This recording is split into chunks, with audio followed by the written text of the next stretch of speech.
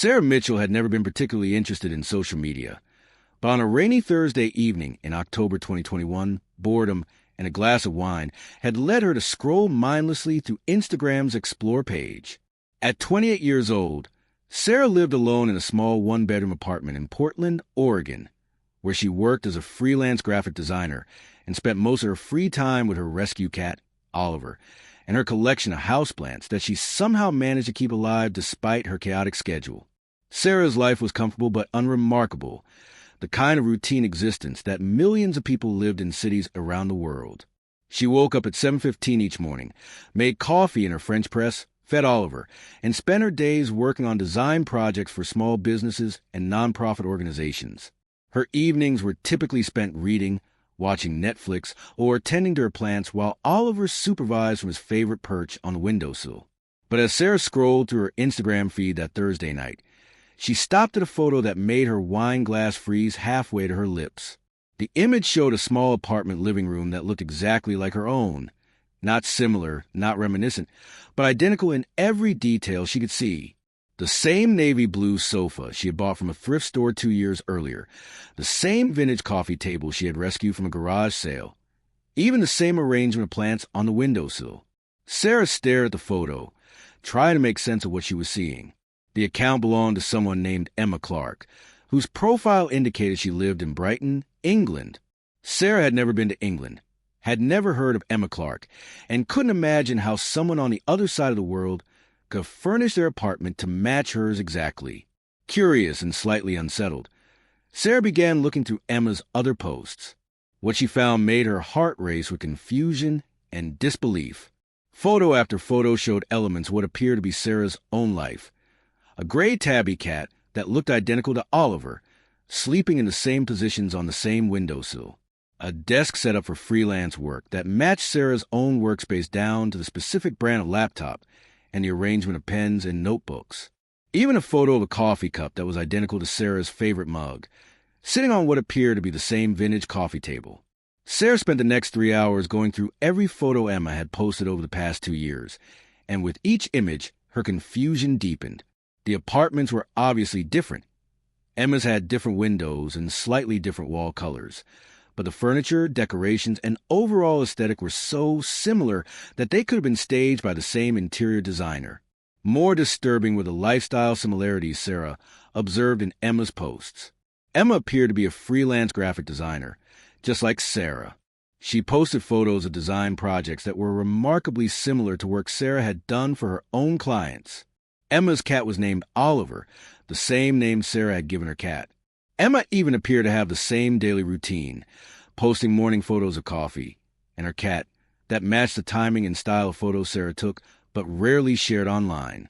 By 1 a.m, Sarah had convinced herself that someone was playing an elaborate prank on her. Perhaps a friend had created a fake Instagram account and was posting photos taken secretly in her apartment, though she couldn't imagine how they would have managed to photograph her space without her knowledge, or why they would go to such lengths for a joke that only she would understand. But as Sarah continued her investigation, she found evidence that Emma Clark was a real person living in Brighton, England. Emma's account included photos with other people who appear to be friends and co-workers, and she had been tagged in posts by other accounts that seemed legitimate.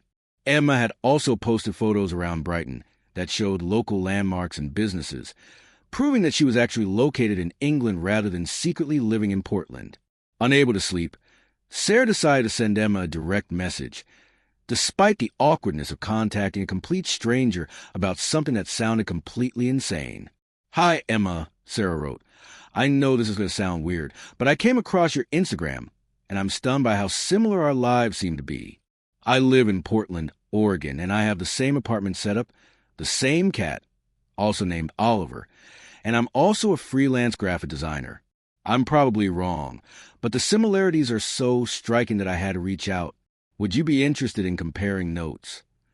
Sarah hit send before she could reconsider the message, then tried to go to sleep despite the adrenaline coursing through her system from her bizarre discovery. The next morning, Sarah woke to a response from Emma that made her question her sanity. "Sarah, I literally cannot believe you messaged me about this because I've been staring at your Instagram account for the past week trying to figure out if someone is copying my life. When I saw your photos, I thought someone had somehow been taking pictures of my flat and posting them online. This is the most bizarre thing that's ever happened to me. Would you be willing to get on a video call? I need to see if you're actually real or if I'm having some kind of breakdown. If this story truly touches your heart, let's speak for you. Like this video, subscribe to be part of our journey, and share your feelings in the comments. The video call took place that evening, with Sarah in Portland and Emma in Brighton, separated by 8 time zones but connected by technology and an inexplicable series of coincidences that both women were struggling to understand. When Emma's face appeared on Sarah's laptop screen, the first thing Sarah noticed was not how much they look alike, though there was certainly a resemblance, but how familiar Emma seemed, as if she was looking at a slightly altered version of herself. Emma had the same dark hair, though hers was cut in a slightly different style. She had the same green eyes, the same facial structure, and the same unconscious habit of tucking her hair behind her left ear when she was thinking. "This is absolutely mad," Emma said in her British accent, staring at Sarah through the video call. "You look like you could be my sister, but that's not even the strangest part." For the next 2 hours, Sarah and Emma compared details of their lives, and with each similarity they discovered, their amazement and confusion deepened.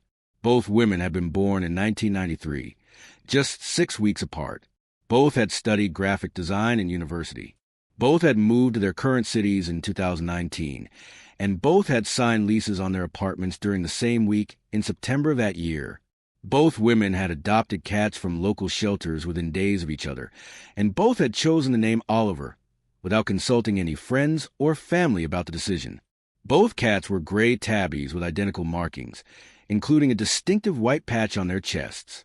The similarities extended to their professional lives in ways that seemed to transcend coincidence. Both Sarah and Emma specialized in logo design for small businesses. Both had recently completed projects for coffee shops that wanted vintage-inspired branding.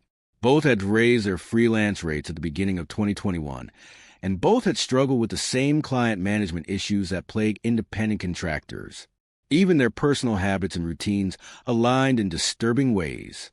Both women woke up at 7:15 each morning, made coffee using French presses, and spent exactly 20 minutes checking emails before starting their workday. Both had developed the same system for organizing their design files, using identical folder structures, and naming conventions that they had each believed were uniquely their own innovations. "This can't be coincidence," Emma said during their first video call, echoing the thought that had been running through Sarah's mind since she discovered Emma's Instagram account. "There has to be some explanation for why we're living practically identical lives on different continents." Sarah agreed, but she couldn't imagine what that explanation might be. They had established that they had no family connections. Sarah's parents and grandparents were all from the Pacific Northwest, while Emma's family had lived in southern England for generations. They had no mutual friends, had never visited each other's cities, and had no obvious reasons why their life choices would develop along parallel tracks. Over the following weeks, Sarah and Emma began documenting the similarities they discovered between their lives, creating a shared spreadsheet that grew longer and more bizarre with each comparison. They found that they had both broken their left wrists in bicycle accidents during their sophomore years of college, and that both accidents had happened on October 15th, exactly 1 year apart.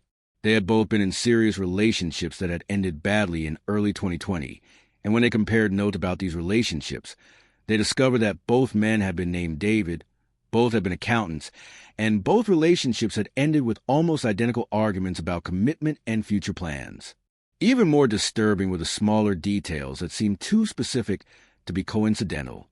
Both women had scars on their right hands from identical kitchen accidents involving the same brand of chef's knife. Both had been stung by bees on their left ankles during childhood summer vacations.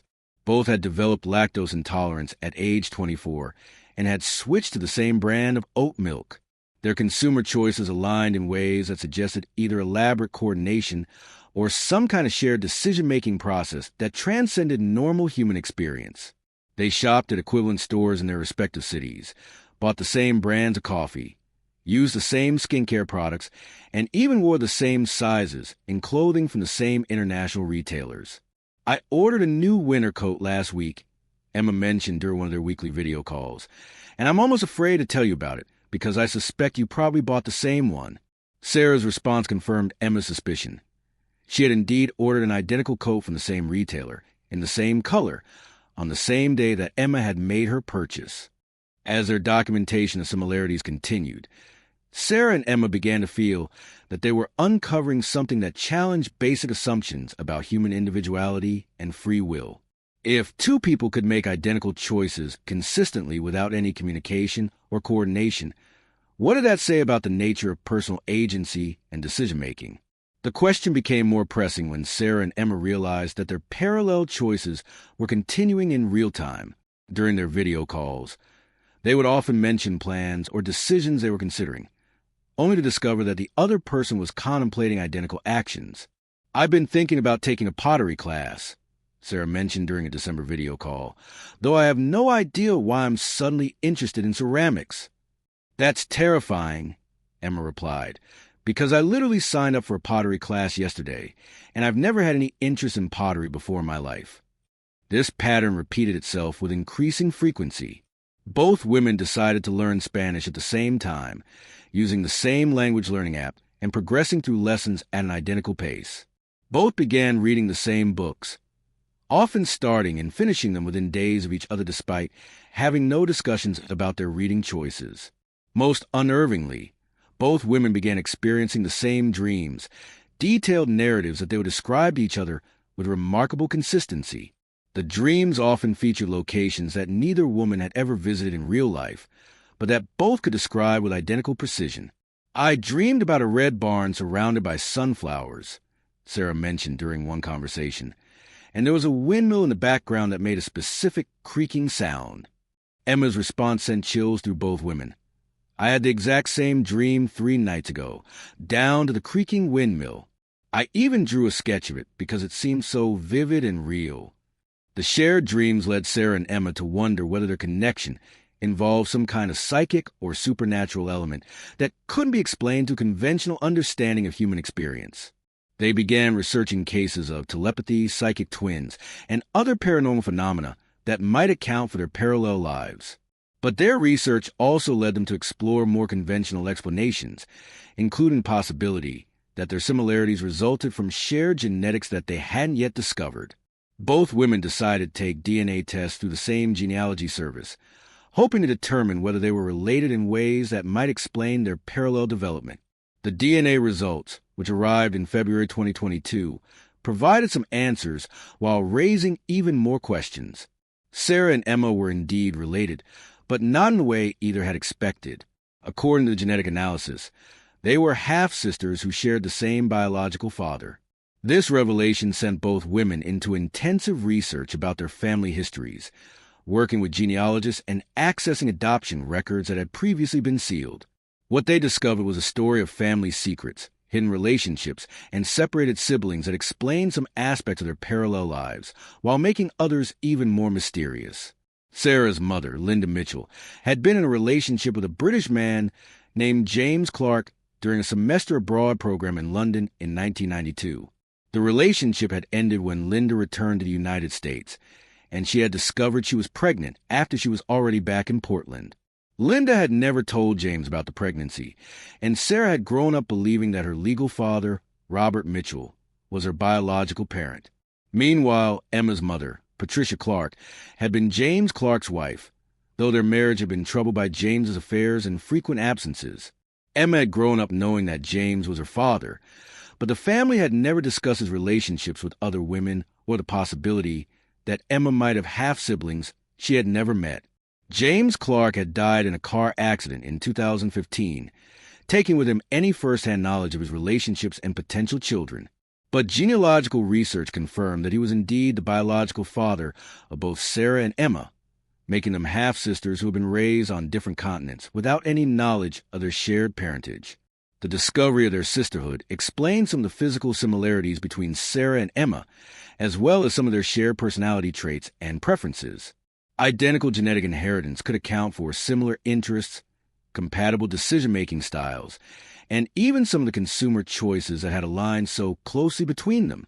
But the genetic connection raised as many questions as it answered. Even if Sarah and Emma shared half their genes, that wouldn't explain why they had made identical life choices at identical times without any communication or coordination. Genetics might predispose them towards similar interests, but it couldn't account for adopting cats with the same name on the same day, or breaking bones in identical accidents, or having the same dreams with identical details. Dr. Margaret Torres, a geneticist at Oregon Health and Science University who became interested in Sarah and Emma's case, pointed out that shared genetics could not explain the specific timing of their parallel choices or the precise details of their identical experiences. Having the same father means Sarah and Emma share approximately 25% of their genetic material, Dr. Torres explained. That could certainly influence some similarities in personality, preferences, and even physical health. But genetics don't determine when someone will adopt a pet, what they'll name it, or what specific accidents they'll experience. The level of synchronicity they're describing goes well beyond what genetic inheritance could account for. Dr. Torres suggested that Sarah and Emma's parallel lives might result from a combination of genetic predisposition and environmental factors that had created unusually similar circumstances for both women. Both had been raised by single mothers after their father's absence. Both had grown up in urban environments with similar cultural influences, and both had pursued similar educational and career paths that might have led to comparable life experiences. But even Dr. Torres acknowledged that the scientific explanations fell short of accounting for the most specific and precisely timed similarities between Sarah and Emma's lives. The investigation into their family history provided Sarah and Emma with context for their connection, but also introduced new complications into their relationship. Learning that they were sisters created expectations about family bonding and emotional connection that didn't necessarily match the reality of their unusual situation. "It's strange to discover you have a sister," Emma reflected during one of their conversations. "But it's even stranger when that sister has been living your life simultaneously on another continent. I don't know how to separate the excitement of finding family from the weirdness of our parallel experiences." Sarah echoed these feelings, noting that their relationship felt both deeply familiar and completely unprecedented. They had shared experiences that even typical siblings didn't have, but they had also missed out on the normal process of growing up together and developing their relationship over time. The sisters decided to meet in person for the first time in June 2022, with Sarah traveling to London and then taking the train to Brighton to visit Emma. The meeting represented a convergence of their parallel lives that both women had been anticipating and dreading in equal measure. When Sarah arrived at Brighton train station and saw Emma waiting on the platform, the first emotion she experienced was not recognition or familial connection, but rather a deep sense of déjà vu, as if she was seeing herself in a mirror that reflected not just her appearance, but her entire life experience. "It's like meeting yourself," Sarah told Emma as they embraced the first time, "but also like meeting a complete stranger who knows all your secrets." The week Sarah spent in Brighton confirmed many of the similarities they had discovered through their video calls, while also revealing new parallels that neither had previously noticed. Emma's neighborhood reminded Sarah of her own area of Portland, with similar shops, cafes, and walking routes that she instinctively knew how to navigate. Emma's flat was indeed nearly identical to Sarah's apartment, furnished and decorated in ways that reflected the same aesthetic preferences and practical needs. Even Emma's daily routines, which Sarah was able to observe firsthand, matched her own patterns with uncanny precision. But the in-person meeting also highlighted the differences that had developed between the sisters despite their parallel experiences. Emma's British cultural context had influenced some aspects of her personality and worldview in ways that distinguished her from Sarah. Their speech patterns, while similar, reflected different cultural influences. Their social relationships, while comparable in structure, involved different people with different backgrounds and perspectives.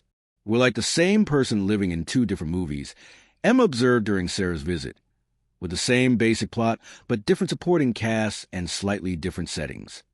The metaphor resonated with Sarah, who had been struggling to articulate the nature of their unusual relationship.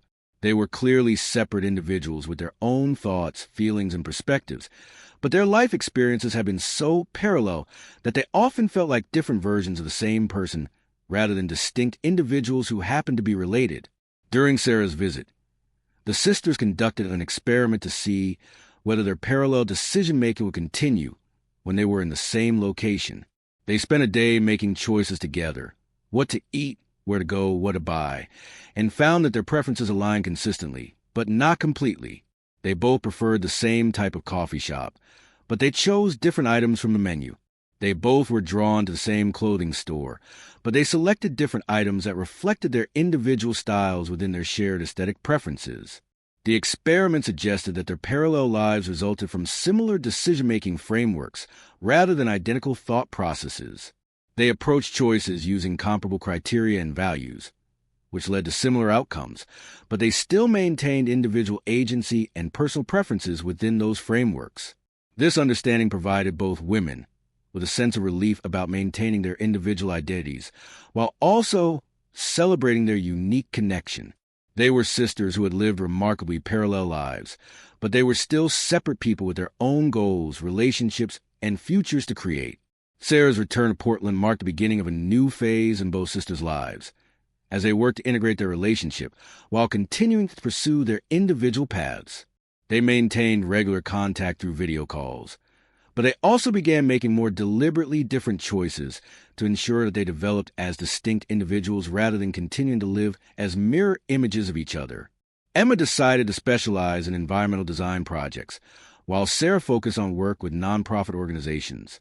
Emma began dating a musician she met at a local venue, while Sarah started a relationship with a teacher she encountered through volunteer work. Both sisters made conscious efforts to develop different hobbies and interests that would distinguish their experiences and prevent their lives from becoming too closely parallel. But they also discovered that their connection remained strong even as they made more differentiated choices. They could still predict each other's reactions to situations, still shared similar dreams occasionally, and still found themselves making comparable decisions at similar times, even when they were trying to be different. I think we learned the same lessons about life and decision-making from our shared father and our similar upbringings, Sarah reflected during conversation 6 months after her visit to Brighton. So we approach new situations using the same frameworks, even when we're consciously trying to make different choices. If you made it all the way here, it means this story truly held you. So don't leave without showing some love. Hit like, subscribe to stay with us, and drop a comment. I'll be here, reading every word you share. Emma agreed, noting that their parallel lives had probably resulted from inherited personality traits, combined with similar environmental influences that had shaped their development in comparable ways. We're like the same person who was raised in two slightly different but fundamentally similar contexts, she said. So we developed the same core personality with slight variations based on our specific experiences. 2 years after their initial contact, Sarah and Emma had found a balance that allowed them to maintain their unique sisterly connection while also pursuing individual lives that reflected their distinct personalities and goals. Sarah moved to a larger apartment in Portland and began expanding her design business to include environmental and social justice projects.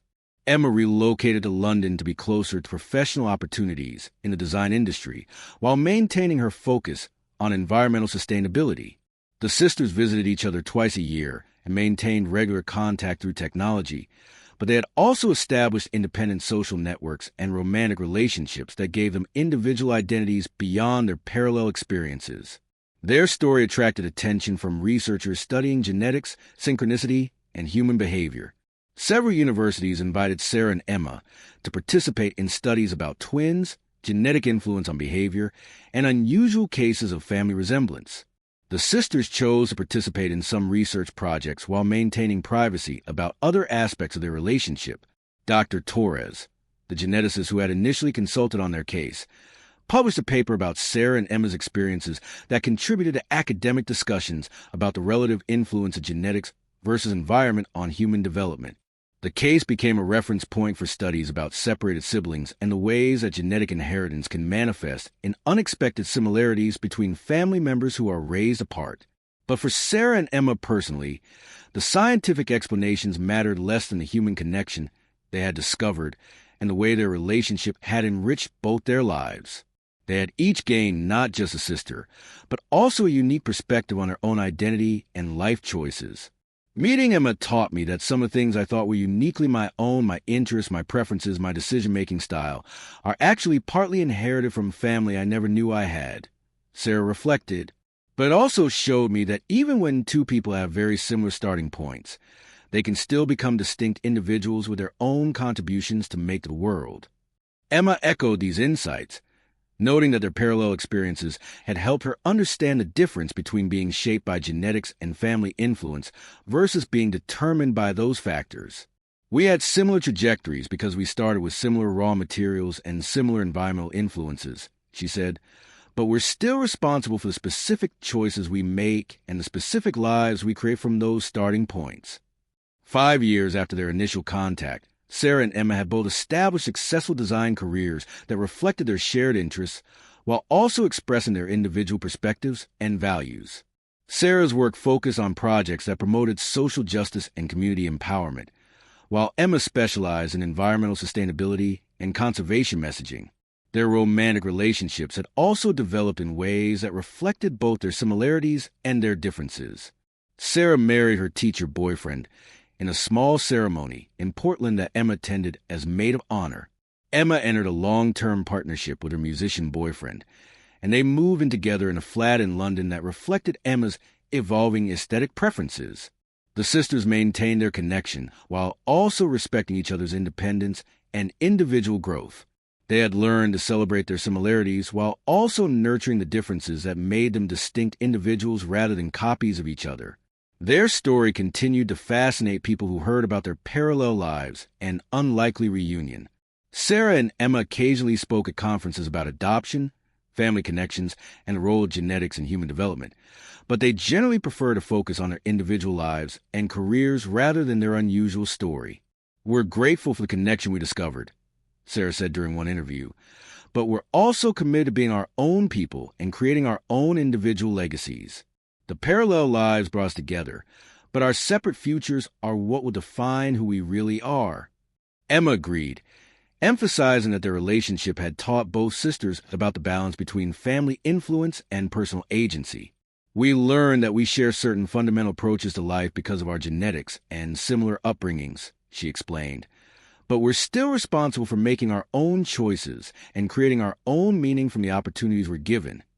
The two strangers who had discovered they were living identical lives 3,000 miles apart had ultimately learned that human identity involves both inherited influences and individual choices, and that the most meaningful relationships are those that honor both the connections that bring people together and the differences that make each person unique. Their story became a testament to the complex ways that genetics, environment, and personal agency interact to shape human lives, and to the possibility that family connections can transcend geography, time, and even knowledge to create bonds that enrich individual experience while still respecting personal autonomy and growth. Sarah and Emma's parallel lives had brought them together, but their divergent futures would prove that even the strongest genetic and environmental influences cannot completely determine human destiny, and that the most valuable family relationships are those that support individual flourishing while also providing connection and mutual understanding.